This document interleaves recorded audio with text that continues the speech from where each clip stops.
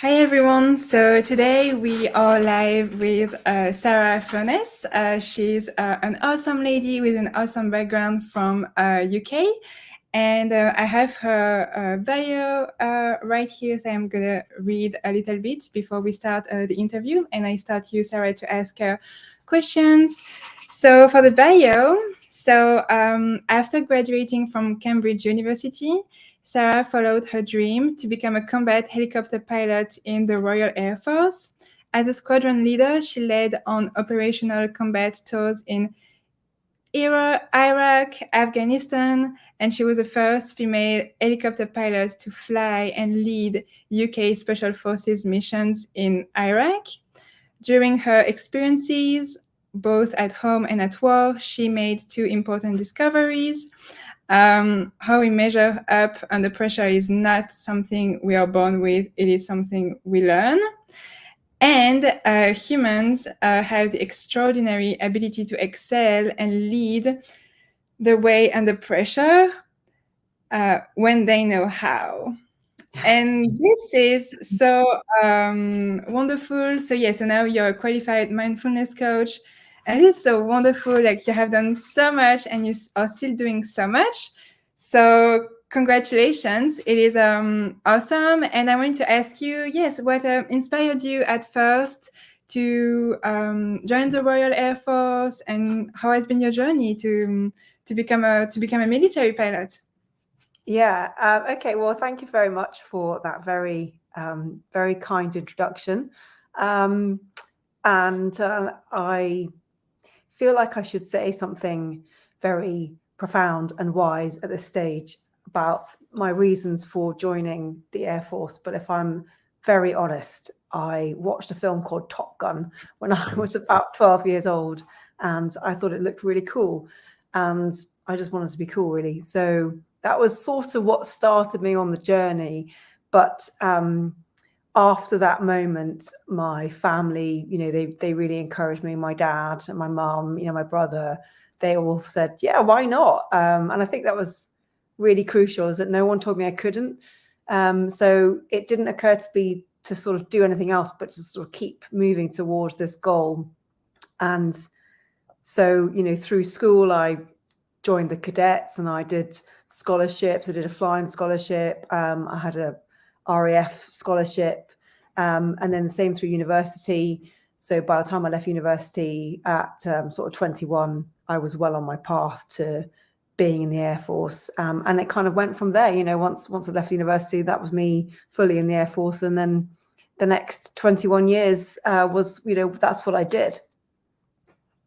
Wonderful. Wow. It is awesome. So can you share with us some tips, and for the people who are looking or who will be looking, some tips to succeed in flight school and being in a male-dominated environment?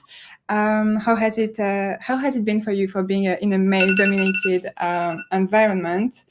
In a male-dominated environment, and with that being said, tips to succeed in school or flight school. How was it for you? Okay. I'll do the male-dominated environment first. So I actually don't think that it. I think that everyone is different. Boys and girls are different. That's fine.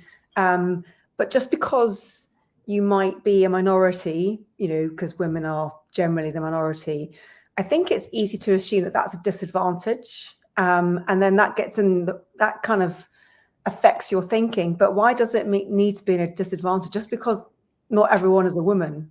Well, I think we need to dispel this myth that because not many women do it means that we can't, or that the men don't want us to. I think some of it just comes down to a lot of women didn't apply back, when I was sort of going through, because it just wasn't that obvious. But now more and more we are. So I think the first thing is, I'm not saying that there won't be sometimes some real barriers, but I think the biggest barrier that will get in the way is yourself. And you can make it a problem that you are in the minority, or you can just get on with it. And I think the reality is, certainly all the people that I serve with, you get one or two people that might have some old-fashioned ideas, but the vast majority of people are very supportive, and they don't care, about your, gender, or all the other minority groups. So I think that the first thing is, like, it just doesn't need to be a thing, and if it is a thing, just ask yourself whether or not you're making it more of a problem than you need to, because the truth is the aptitude tests weren't any different. The medical screening wasn't any different. The flying syllabus wasn't any different. The pay wasn't any different. So really, was it really any different being a woman? No, it's just that there were less of us. That doesn't mean it can't be lonely, but I don't think it affects our ability to do our job. So that would be the first thing I would say. And then I think probably leaning on to the second thing, like, what are your tips for flight school? I think that the reality is that everybody finds flight school hard. Again, I was brought up with this idea that, it's all about talent. And if you're really good at something, you can do it really well without trying very hard at it. But that's actually not true at all. If you look at professional tennis players, just I'm saying that because Wimbledon's on, or, cricketers, or, they didn't just sort of pick up a racket and one day start bashing a ball around. They have put the work in. And the same is true for getting through flight school. You might have some talent, which will help you along the way, but most of it is by putting in the hard work. And that's true for everyone. It does not just true for the girls.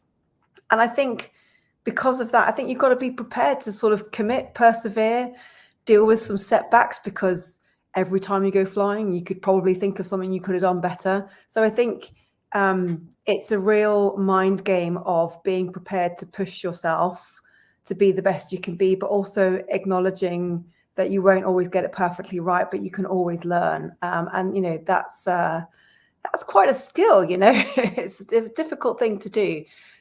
So maybe I'd summarize all of that by saying it will be difficult, but that's okay. It doesn't mean that doesn't mean you don't have what it takes. The truth is everyone finds it difficult. So just do your best, I guess is how I would summarize that. Yes, definitely. Well, thank you so much for sharing all of that with us. And I wanted to ask you, about your job today, and how you transitioned out from the military, and how it was for you to transition to a mindfulness coach, and how has it been? I think it's so wonderful. I have been loving following your post on LinkedIn. And yes, if you would like to tell us a little bit about that, because I think it's so crucial. Crucial, like very important. Yeah. Very important about the mindset and being in the right mindset. And I would be happy to share a bit about my own little experience, maybe a little bit after. But I know that growing up, so I'm still in my 20s, so mid 20s, and growing up, it was pretty tough about the mindset. My family is not really much into aviation or anything like that, and I have this goal. If I may share with you, so I have this goal to become a pilot and to become a military pilot. Now I live in America, and I am about to become a U.S. citizen. So I am hoping I can join. It is my goal. It has been my goal for a while to join the U.S. military. I couldn't join the French Air Force because I wear glasses. Aha, right. Okay. I have my glasses, so it was pretty much of a no in France. There's a bit more about it, but yes. So I said, we said with other mentors, we said, hey, let's Manu, like you're 21 years old, 22, just go to America and do it in America. I was like, okay. So I still have my glasses, maybe an eye surgery at some point soon. But that being said, to go back to what I was saying, when I grew up, I think mindset is so important. And that's why I'm so delighted to speak with you, because you're very an expert into that. And it's wonderful. But growing up, it's been tough for me, or for girls like me who don't have parents who are pilots already, kind of. So, how has it been for you to transition out? And I'm sure it's not just difficult for girls who don't have supportive parents. I'm sure it's difficult for boys too. That's the thing. It's so important that we've got people in our corner, because we will encounter setbacks. I was told that my arms were too short. I was told I'd never be a pilot. And I know someone else who went through the same issue, and it does happen to girls more, because we tend to be smaller, although these days that's not so true. But 20 years ago, women tended to be smaller, so a lot of women failed the medical for that reason. And I know a girl who tried to get into the Air Force but was told her arms were too short, and she found out that I'd encountered the same setback, and I'd had to persevere and keep asking to be remeasured and all that sort of stuff. And my mum was very supportive. But when this other girl found this out, she went back to the Air Force and said, "I've heard that it's possible to be remeasured. Please, will you remeasure me?" And they said no. So she said, "Fine, I'm off to join the Navy." And she became the first female Sea Harrier pilot. So it just goes to show, sometimes the door will close, but and kind of what you're talking about here is a bit of tenacity and a bit of perseverance. And I think, there'll be lots of moments in people's journey where a barrier will come up, and the mindset is really important about kind of sticking with it. If you think it's worth fighting for, there is usually a way, as you have also shared in your story about going all the way to America. I mean, wow, that's a story in itself, isn't it? Yes, it is, definitely. And thank you so much for sharing about that and your words of encouragement. And yes, so about your transition out from the military, how has it been for you, and to discover this? I mean, to go into this job specifically instead of becoming an airline pilot or doing anything else. I mean, not airline with helicopters, Yes. but why this job? Yeah, of course. Yeah, I mean, so it's relevant to the kind of the mindset thing. I think because you're pushing yourself all of the time when you're flying, I think there's you feel a lot of pressure all of the time. And actually, you can learn to not be comfortable. There's a phrase that we say, learning to be comfortable being uncomfortable. I think that's really important in anything that you want to achieve high performance in. So, for us, it's flying, but anything that you want to do well at, it's been proven that you perform at your best when you're basically a little bit stressed.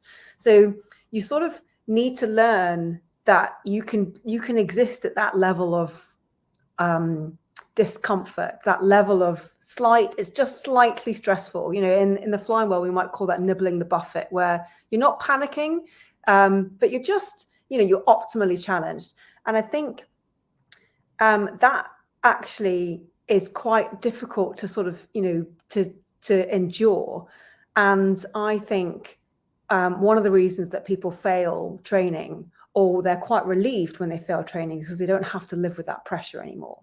But what mindfulness taught me is that you can change your relationship with those feelings. So when you feel, a fear of failure, or when you feel a pressure to succeed, those are just thoughts and feelings in your head, and you can decide how much energy you give to them. You can decide whether or not you want to fuel those thoughts, whether or not you want to see them, let them go, and so on and so forth. And I didn't know that stuff back then, but I know that now, and it gave me a different way of dealing with difficult emotions. And the truth is, when you're pushing yourself to the edge of your limit, you will be experiencing difficult thoughts and emotions. Maybe not in the air, you might be focused in the moment, but when you land and you think, oh my goodness, I could have done that landing better, or, am I going to pass?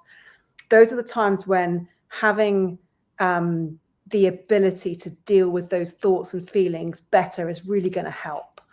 And that was what I discovered right towards the end of my career, was that actually you can change how you engage with these feelings, and it can make life a lot easier when you know how to do this. And that was mindfulness. That's what mindfulness taught me, was, rather than fueling fear, you can see it and go, okay, I'm scared, so what? And actually, when you do that, it sort of loses its power over you.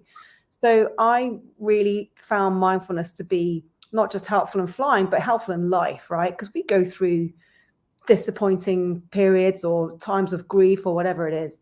And that sort of became my new passion. I just, wanted to wanted to share this with the rest of the world, because I thought, hey, I can't believe it took me 40 years to figure this out, but this is a great thing. So I wanted to share that. And that's why I changed to being a mindfulness coach. And the reason that I do what I do now is I give speeches, basically, because I worked out that some people have got some misgivings about mindfulness, and they think it's all a bit sort of, sitting in a field of daisies. But they are very interested in hearing about helicopter stories. And I realized I could tell the stories, and I could demonstrate the effectiveness of mindfulness through these stories. So, for example, I talk about a moment when I was flying through a valley in Morocco, and we flew through some cables, and the cable snapped. But at that moment, I thought, oh, I'm going to die. And my mind was off elsewhere. And the captain said, and I'm sure you've used this phrase many times, the captain said, fly the aircraft. And I went, oh, and I was back in the moment. And actually, that's really all mindfulness is. When you meditate and then you get distracted by thoughts, you focus back on your breathing.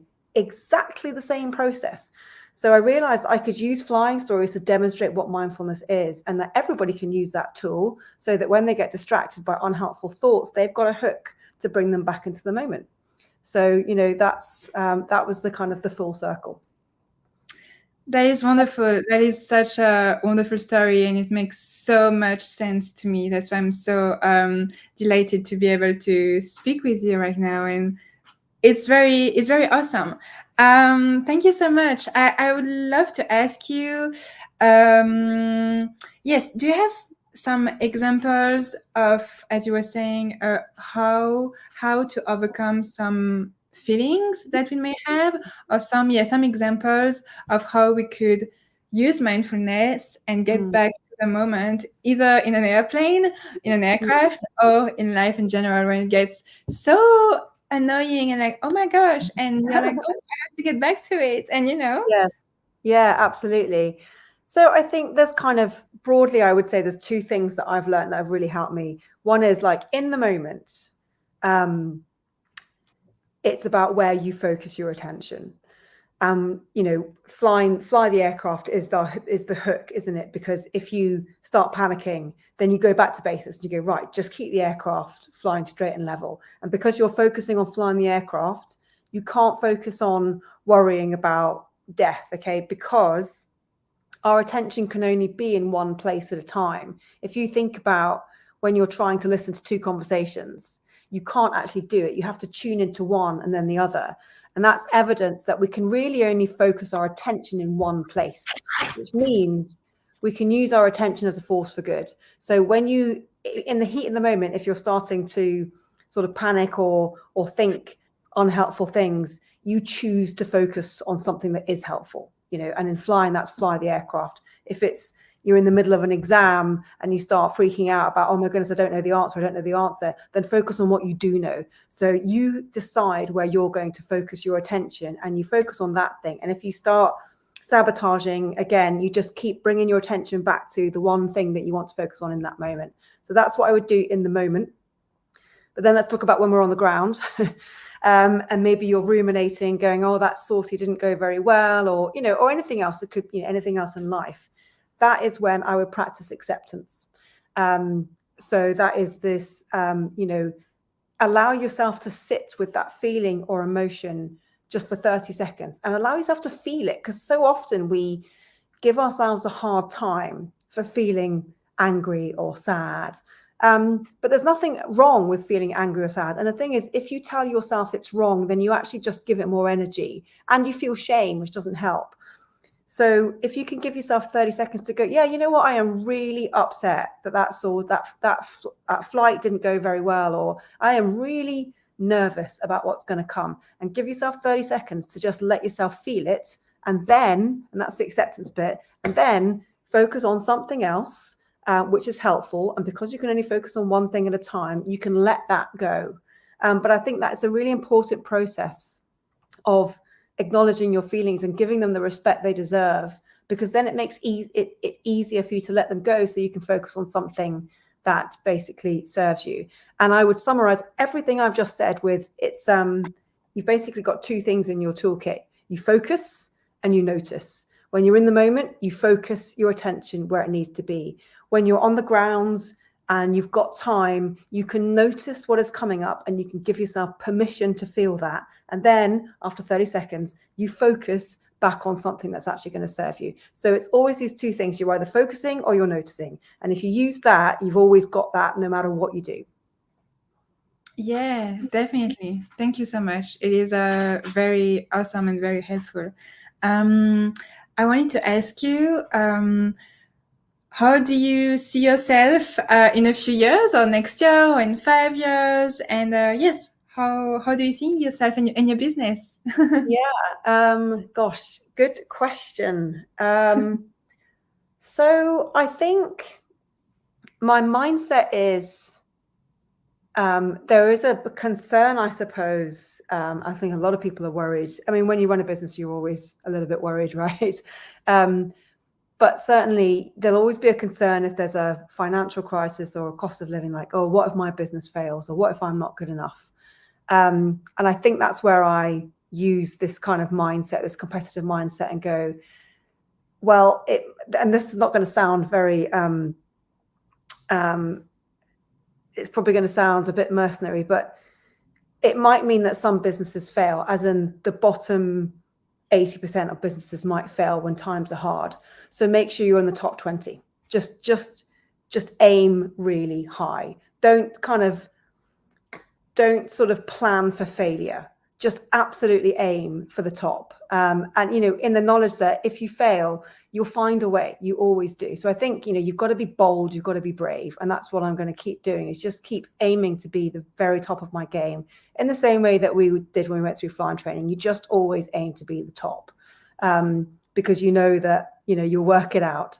So I think that's probably kind of my mindset. And I guess, where am I going to be? I really don't know. And that's a new experience for me, because I've always known what I was going to do, because I was going to be a pilot. And then when you run a business, you're much more able to pivot. So in some ways, I'm now kind of enjoying being able to listen to what people are telling me, and what do people need right now, and how am I best placed to give them what they need. So I'm enjoying being a bit more of a listener to what the world wants, rather than kind of doing what I wanted to do, which is what I did for the first 20 years. So yeah, I don't know, watch this space, I guess. Yes, that is wonderful, and that's awesome to hear. And I hope you have fun on this journey, and that is awesome. I am so glad to hear. I wanted to ask you, do you have so for what you do, so being a speaker and a mindfulness coach, do you have any resources or videos where you teach us? Or I know you do a lot on LinkedIn. I've been following you, but do you have any resources? Yes. No, of course. So I'm on LinkedIn and Instagram and YouTube. And I do a video every Wednesday on LinkedIn and on Instagram. So I always try to do a video that's something that will help people. So that's one to watch out for. But YouTube has lots of videos that are, little snippets of talks that I've done. Also, I have a book called Fly Higher.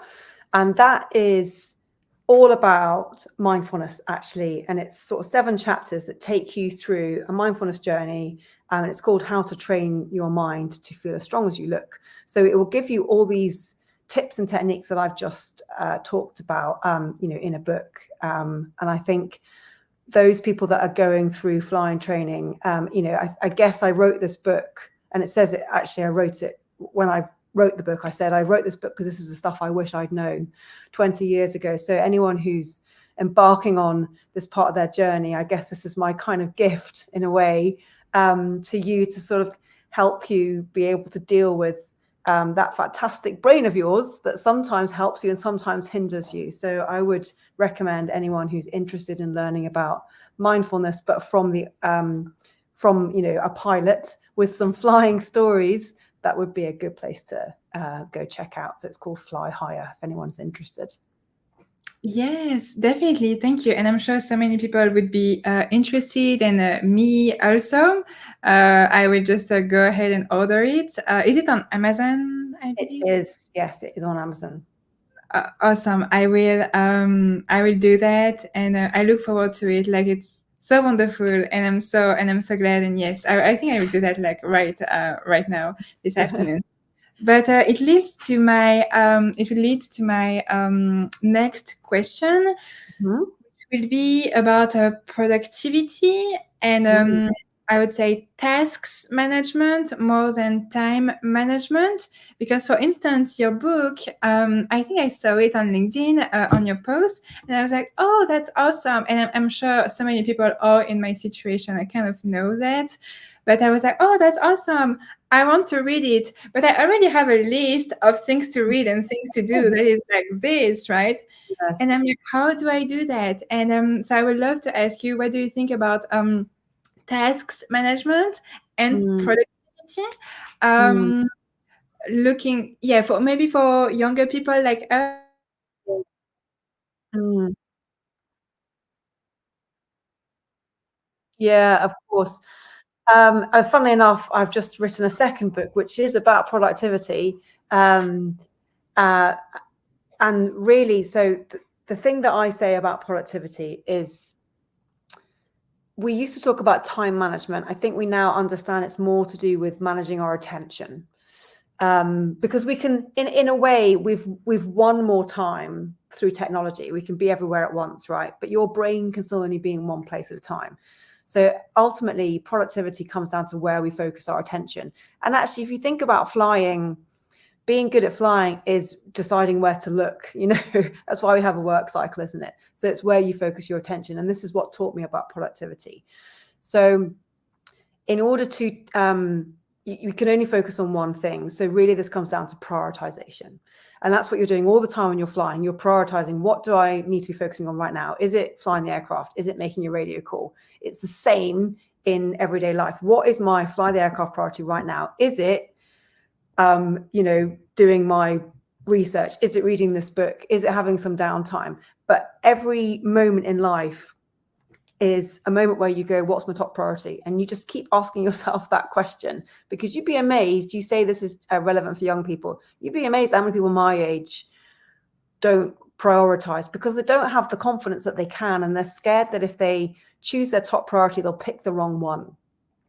But ultimately, you can't really make a terrible choice.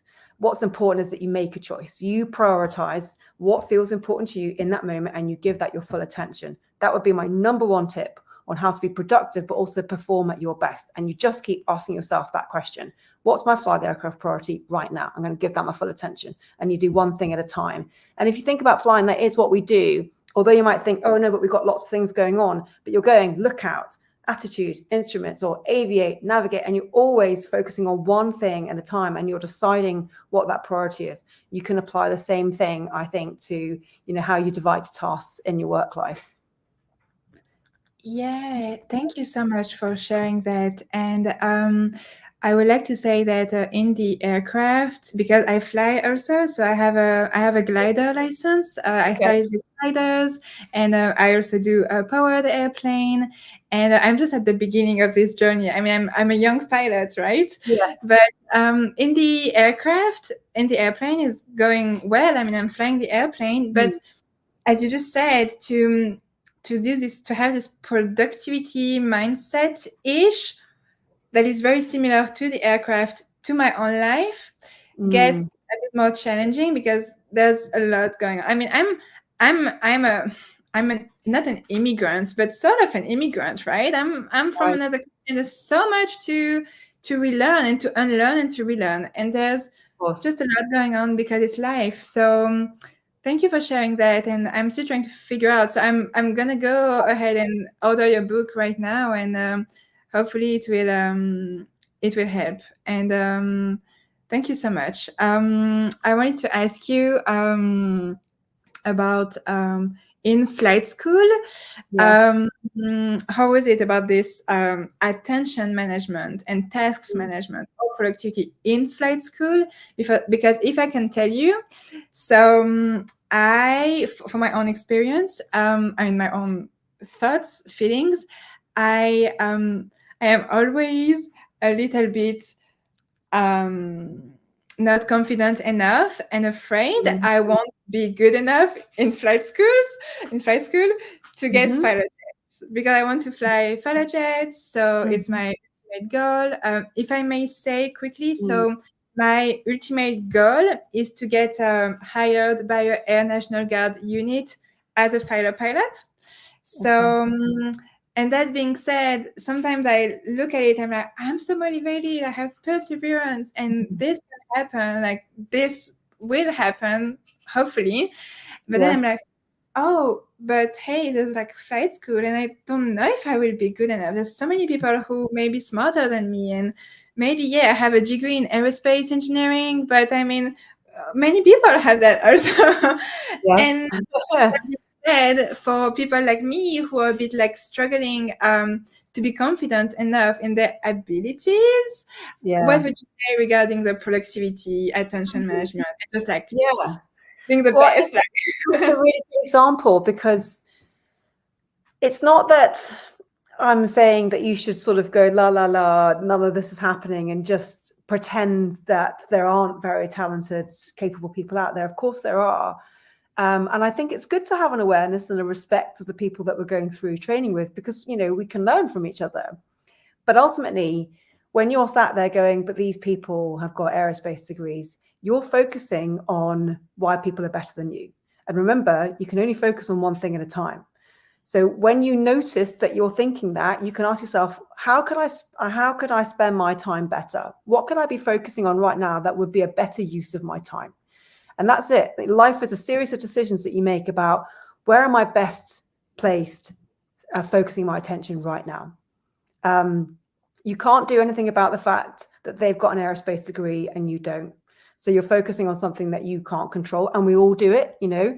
But if you can learn to go, okay, but that's not really helping me. What could I focus on right now? Okay, well, I could go through my ground school notes, or, you know, I could, practice my checks or whatever, you know. So you can, every moment is an opportunity to decide where you're going to focus your attention and focus on something that's going to help you. And that's how people stay productive. But that's also how, you know, as going back to my previous point, nobody got to Wimbledon by kind of willing to be better. They got to Wimbledon because they batted a ball around and they trained. You know, you can do the same thing. Wonderful. Yes, that is all right. Thank you so much for sharing that. I know we still have only a couple of minutes that I want to be mindful of. And I still have a few questions for you. So in the little 8-9 minutes we have, I wanted to ask you, what have been some of your best memories or moments when you were in the Air Force, right? Right, yes, in the Royal Air Force. So what have been some of your best memories in the Air Force, or some big stories about? Okay, best memory, big story. There's just a lot of memories. I'm just trying to think what would be a good one to share. That's a really hard question to answer. What is my best memory? I suppose. Oh, anything, not the best one. But... I know. Oh, it's really difficult. I suppose it's quite. I mean, it's a bit of a show-off story. But when I was flying the Hawk at RAF Valley in Anglesey, that's a pretty cool aeroplane. You know, it's what the Red Arrows fly, and I was quite proud of myself.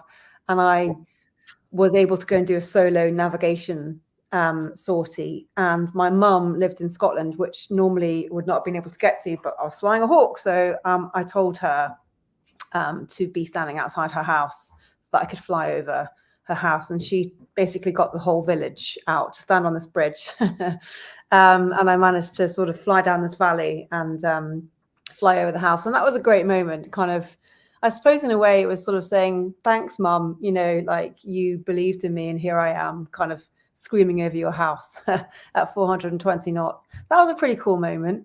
Unfortunately, she didn't see it because she was so busy trying to video it and then she dropped her camera. So the one person I wanted to see me flying a jet didn't see it, which is probably a lesson not to try and film things and just enjoy the moments.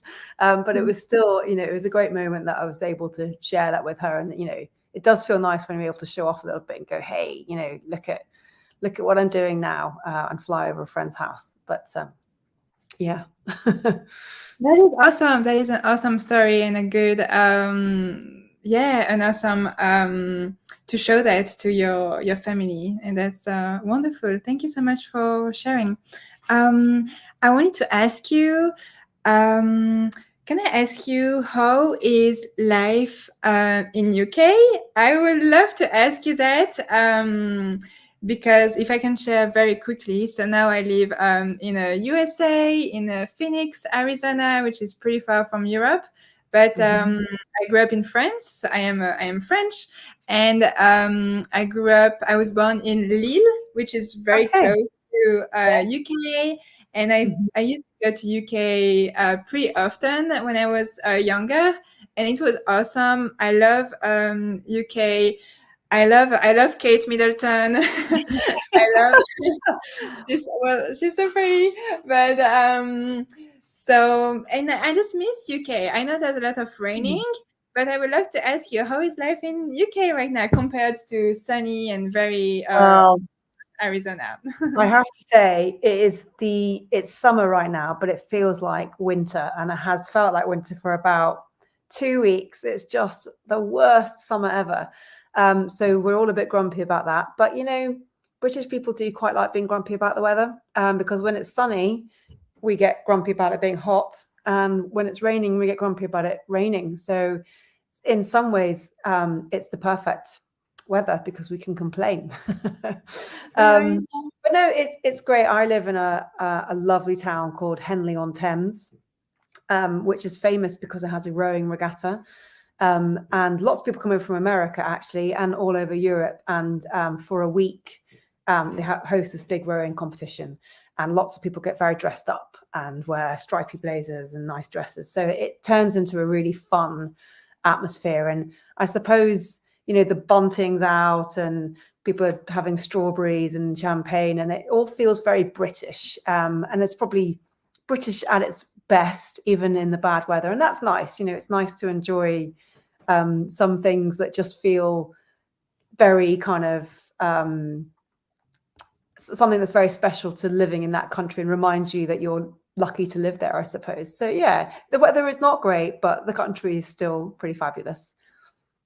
Awesome. Thank you for sharing. For my parents, it's the same because they're in the north, so it's just very close. And it's exactly the same. So yes, I wanted to ask you, have you been to USA before or to France? I have been to the USA and I've been to France. I've been to San Diego and a place called El Centro, where the Navy, NAFEC, Naval Air Force El Centro. So I did a bit of flying out of there to practice our dust training, and various other places. So a few places with the military in America. And I've been to France. I love France. I've been to many places in France, but most recently Toulouse, visiting Airbus, actually. They've been great fun to work with. So yes, big fan. I prefer France, if I'm honest, but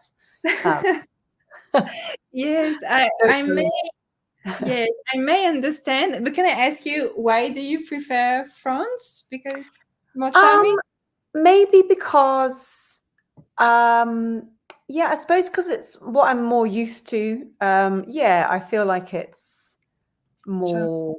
I like. Yeah, I don't want to be rude about America, but it's a personal tasting, isn't it? And I like, the old buildings, and I like the vineyards, and I like the food, and I like the French. I like the French accent. I like the French language. I don't speak French very well, but I speak a little bit of French. So yeah, I've always been a big fan of France. It's a very, very beautiful country. But I haven't explored a great deal of America. So maybe that's the next place I need to go to and spend a bit more time. Yes, wonderful. Definitely. I think France is so pretty and charming. If you're used to UK and compared to UK, I love UK too. Maybe except the rain and the weather, maybe. Yes. But I'm from the north of France, so it's kind of similar. But and I wanted to get out of the cold too. But I think America is like huge on. Yes, it's not as charming as Europe or UK, France, but it is so huge on opportunities and Mm. huge on that. That's why I'm here and I'm still doing it. And it may work out in a few years. I may tell you, "Hey, Sarah, I'm here. Can you give me some more advice, please?" But I'm sure it will. I'm sure it will. I'll be reading about this girl that, went all the way over to America so she could be a pilot, and it'll be you. yes, that would be wonderful. But yes, anyways, I think yeah, we are. It's about time. Yes, I wanted to ask you. So yes, I will order your book. If there's anything or anyone would like to get in touch with you, or if I have questions for you, what is the best way to be in touch with you? Yeah, great. Well, probably the easiest thing to remember is sarahfurness.com. So if you can spell my name, you can find my website because it's sarahfurness.com. And then that will show you, that's mostly about the speeches that I do, but it will link you across to, my social media and blogs and things that I write. If you're on LinkedIn, I do stuff on LinkedIn quite a lot. So it's worth, again, just look for Sarah Furness, helicopter pilot, and I'm sure you'll find me. Or Instagram, the handle is Wellbeing Coach, which is harder to remember. Yeah, I would love to hear from everyone who's been listening today. I'd love to hear about people's journeys, wherever they are, to do what they want to do. And I'm really looking forward. I wish you the best of luck with what you're doing, because I'm quite certain that you'll be a success at what you do. Yes, thank you so much, Sarah. It is so kind of you for your encouragement, and it was awesome to chat with you today. Thank you so much for your time, and I hope you have a great evening in UK. And Thank you. we will be in touch, or I will follow you on LinkedIn. Yeah. Yeah, thank you, and best of luck. Thank you. Thank you so much. You too. Best of luck, Sarah. Okay. Bye. Thank you.